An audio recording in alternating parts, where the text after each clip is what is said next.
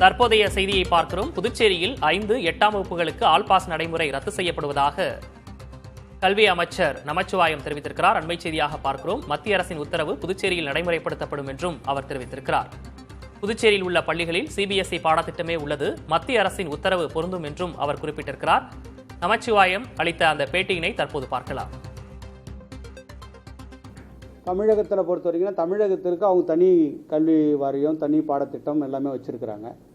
அது அந்தந்த மாநிலத்தினுடைய கொள்கை முடிவு. இப்போ நம்முடைய அரசை பொறுத்த வரைக்கும் நம்ம எல்லாத்தையுமே சிபிஎஸ்இ பாடத்திட்டமாக மாற்றிட்டோம். அப்போது மத்திய கல்வி திட்டத்தில் தான் நம்முடைய புதுச்சேரியுடைய கல்வித்திட்டமானது இருந்து கொண்டு இருக்கின்றது. அதனால் மத்திய கல்வி திட்டத்தில் எந்த மாற்றங்களை கொண்டு வந்தாலும் அது புதுவை மாநிலத்திற்கும் பொருந்தும். எனவே அதை ஏற்று நம்முடைய புதுவை மாநிலம் அதை செயல்படுத்தும்.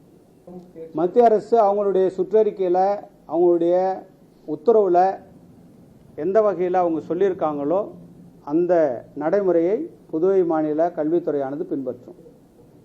எக்ஸாம்னா எக்ஸாமு, 5ஆவதுக்கும் 8ஆவதுக்கும் எக்ஸாம் வைக்கணும், எக்ஸாம் தான்.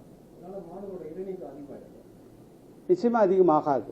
ஏன்னு கேட்டிங்கன்னா இன்னும் மாணவர்களுடைய அந்த கல்வித்தரத்தை இன்னும் அதிகப்படுத்தணும் அப்படின்றது தான், ஒரு சிறந்த கல்வியாளராக உருவாக்கணுன்ற அப்படின்றது தான் மத்திய அரசோட நோக்கம். அதற்கு தான் அதை கொண்டு வந்திருக்கிறாங்க.